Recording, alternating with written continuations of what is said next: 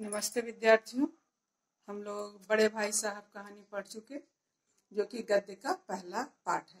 आज गद्य का दूसरा पाठ हम लोग पढ़ शुरू करेंगे, जिसका शीर्षक है डायरी का एक पन्ना, और इसके लेखक हैं सीताराम सेक्सरिया, और ये डायरी शैली में लिखी गई है, यानी इसकी साहित्यिक विधा डायरी है। अब पाठ शुरू करने से पहले हम लोग डायरी और डायरी शैली पर और पाठ के पृष्ठभूमि पर तो चर्चा करेंगे, लेकिन थोड़ी जानकारी लेखक सीताराम सेक्सरिया के बारे में। बच्चों, सीताराम सेक्सरिया का जन्म तो राजस्थान में हुआ था, लेकिन व्यापार व्यवसाय के कारण इनका पूरा जीवन कलकत्ता में बीता, और वहाँ ये इनकी रुचि साहित्यिक गतिविधियों में और स्वतंत्रता आंदोलन में कुछ ज्यादा ही रही। रविंद्रनाथ टैगोर, महात्मा गांधी, सुभाष चंद्र बोस के ये करीबी रहे और कई बार जेल भी गए। जो सुभाष चंद्र बोस की जो सेना थी, उसमें ये मंत्री के पद पर भी रहे, आजाद हिंद फौज के मंत्री पद पर भी रहे। हालांकि इनकी पढ़ाई लिखाई बहुत अधिक नहीं हुई थी, लेकिन फिर भी साहित्यिक रुचि के कारण इन्होंने रचनाएं की। अब इनकी जिस डायरी से, ये तो एक दिन का वर्णन है, 26 जनवरी 1931 का, इनकी जो डायरी पूरी डायरी है उसका नाम है एक कार्यकर्ता की डायरी। उसी से एक दिन का ये लिया गया है। अब डायरी के बारे में बच्चों, डायरी एक साहित्यिक विधा है, गद्य लिखने की एक साहित्यिक विधा है। गद्य लिखने की कई विधाएं हैं, जिसे आप जानते हैं, पढ़े भी हैं कुछ, जैसे कहानी, उपन्यास, नाटक, एकांकी, जीवनी, आत्मकथा, डायरी, संस्मरण, निबंध, पत्र, ये सब डायरी लिखने, यात्रा वृतांत, ये सब गद्य लिखने की विधाएं हैं। अब गद्य साहित्य की जो विधाएं हैं, उसकी तो विषय वस्तु की कोई सीमा निर्धारित है नहीं, किसी भी विषय पर रचनाएं की जा सकती हैं। लेकिन कुछ विधाएं ऐसी होती हैं, गद्य की, खास करके गद्य की, जो जिनका संबंध यथार्थ से, वास्तविकता से और सच्चाई से होती है। इसमें है जीवनी, आत्मकथा, यात्रा वृतांत, डायरी, संस्मरण। ये सब ऐसी विधाएं हैं जिसमें सच्चाई होती है, वास्तविकता होती है, यथार्थ का वर्णन होता है। कल्पना के लिए इसमें जगह नहीं होती। हाँ, विचार अभिव्यक्ति के लिए और भावनाओं के लिए थोड़ी जगह अवश्य होती है। किसमें? इन सब विधाओं में कल्पना की जगह नहीं होती। और एक बात और, डायरी जो होती है वो किसी भी व्यक्ति की निजी संपत्ति होती है, निजी संपत्ति होती है।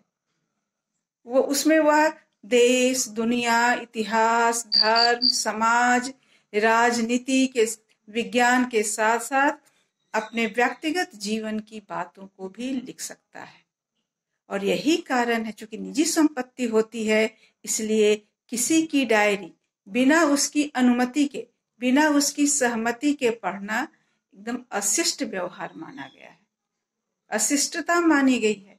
बिना उसकी अनुमति के, किसी की अनुमति के डायरी हमें नहीं पढ़नी चाहिए। अब कहानी के इस पाठ की पृष्ठभूमि, ये डायरी शैली है, डायरी है इसकी साहित्यिक विधा। अब इसकी पृष्ठभूमि, बच्चों, हमारा देश बहुत दिनों तक गुलाम रहा, हम सब जानते हैं। आजादी की जो लड़ाई है वो बहुत लंबी चली है, हमारी बहुत लंबी चली है। 1857, जिसे हम फर्स्ट वार ऑफ इंडिपेंडेंस कहते हैं, 1857 से शुरू हुआ तो 1947 में हमें आजादी मिली। और इसमें कई घटनाएं, कई मोड़ आए, जिसकी अपनी अलग अलग भूमिका रही है। जो अधिवेशन हुआ कांग्रेस का लाहौर में 1929 में, 26 जनवरी 1929 को में लाहौर में कांग्रेस का वार्षिक अधिवेशन हुआ था। उस अधिवेशन का इतिहास में बहुत महत्व है, क्योंकि और जो बातें हुई उसमें, लेकिन दो प्रमुख प्रतिज्ञा उस दिन ली गई थी उस अधिवेशन में। कब हुआ? 26 जनवरी 1929 को। क्या दो प्रतिज्ञा ली गई? पहली प्रतिज्ञा तो ये कि पूर्ण स्वराज से कम अब हमें कुछ नहीं चाहिए, यानी स्वतंत्रता की मांग।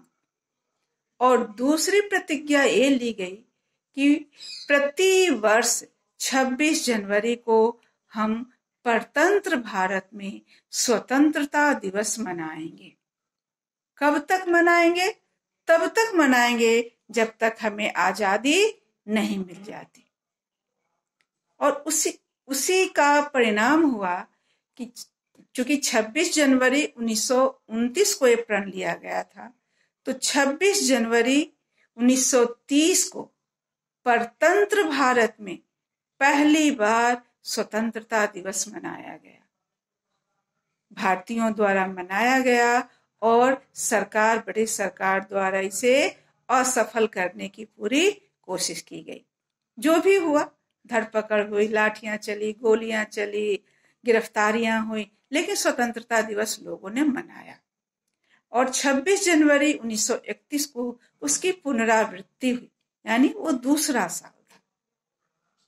अब 26 जनवरी 1931 को किस तरह से स्वतंत्रता दिवस कलकत्ता में मनाया गया, इसी का वर्णन है इस पाठ में। डायरी का एक पन्ना जो सीताराम सेक्सरिया लिखे हैं। चूंकि सीताराम सेक्सरिया लिखे हैं, इसलिए डायरी लिखने वाला खुद उन सब चीजों को देखता है, समझता है, फिर लिखता है। सीताराम सेक्सरिया इस स्वतंत्रता में भाग लिए थे।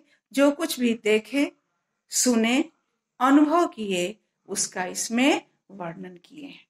अब इस पाठ में एक तो क्रांतिकारियों का वर्णन है, देश को आजाद कराने वाले जो लाखों लोग थे, उसी में सीताराम सेक्सरिया भी थे, उनकी भावनाओं का वर्णन है।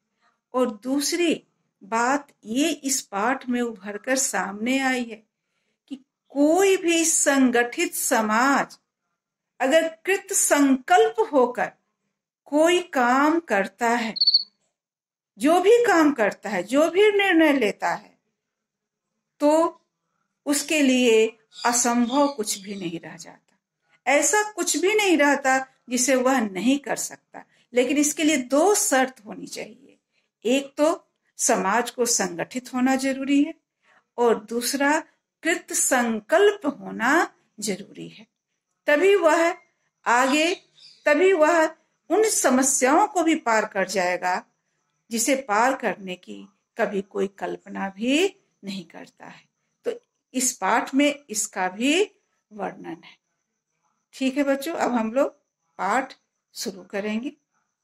एक एक पैराग्राफ कर इसको समझेंगे, क्योंकि इसमें बहुत कुछ समझने के लिए है। हाँ विद्यार्थियों, अब हम लोग पाठ पढ़ेंगे। आज इस पाठ का डायरी का एक पन्ना का 2 अनुच्छेद हम लोग पढ़ेंगे। जो पहला अनुच्छेद है उसमें 26 जनवरी के महत्व का वर्णन है, और पहली ही पंक्ति है, आज का दिन तो अमर दिन है। अमर दिन है, कौन सा दिन? 26 जनवरी का दिन। क्यों है अमर? क्योंकि इस दिन लाहौर अधिवेशन में 2 प्रतिज्ञा ली गई थी। एक पूर्ण स्वराज चाहिए की मांग की गई थी, और दूसरा प्रति वर्ष 26 जनवरी को स्वतंत्रता दिवस मनाने की प्रतिज्ञा ली गई थी। इसलिए यह दिन क्या हो गया? अमर हो गया भारतीय इतिहास में।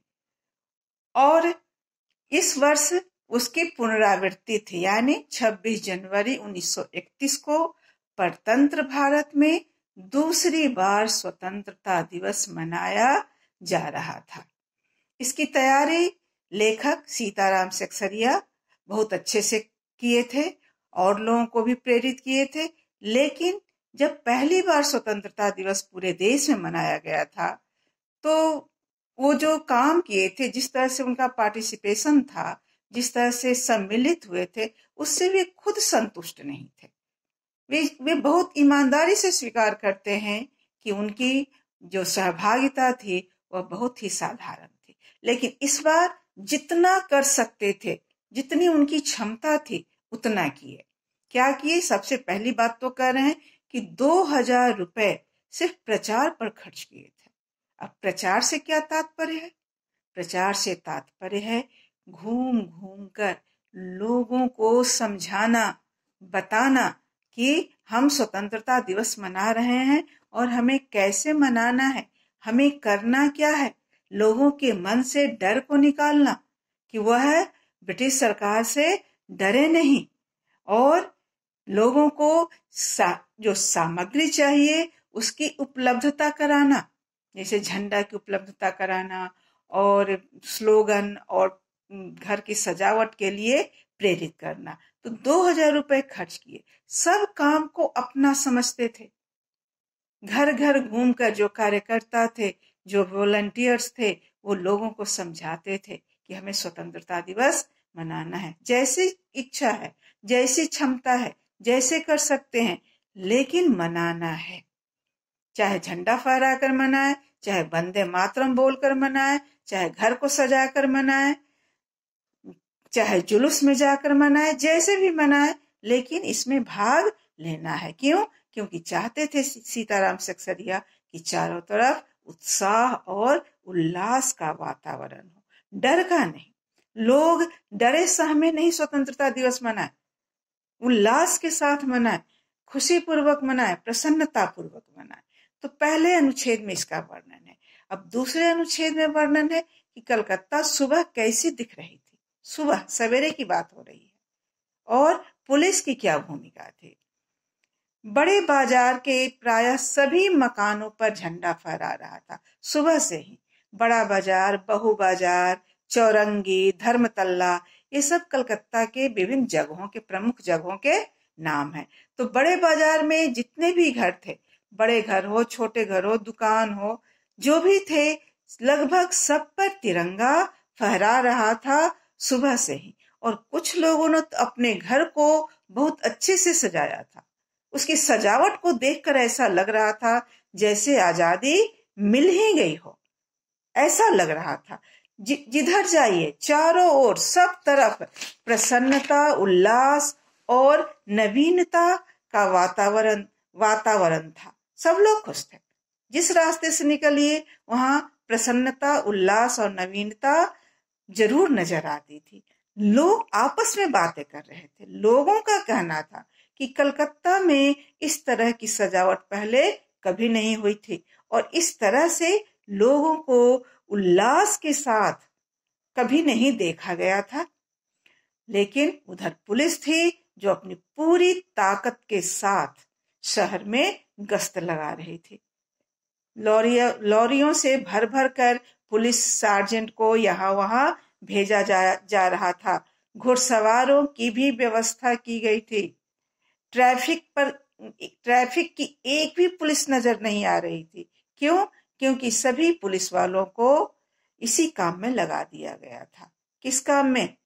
सड़कों पर गश्ती करने के लिए लगा दिया गया था, ताकि लोग घरों से बाहर न निकले और जुलूस में भाग न ले सके।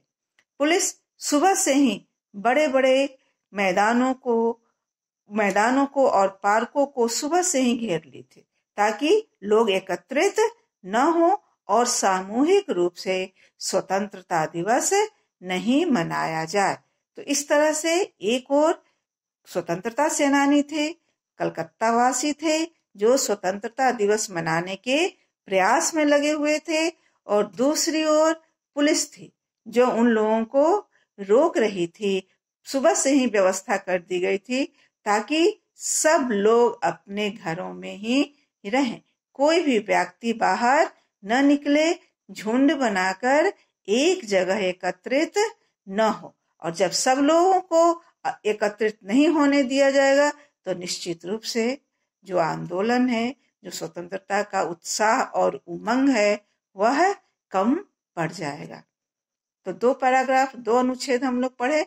अब तीसरे अनुच्छेद में आगे का वर्णन है कि क्या क्या गतिविधियां हुई और किस तरह से ब्रिटिश सरकार उसको रोकने का प्रयास करती है। तो आगे का भाग हम लोग अगली कक्षा में पढ़ेंगे। आप लोग इस पाठ को एक बार पढ़ लेंगे और फिर अगली कक्षा में उपस्थित होंगे। धन्यवाद।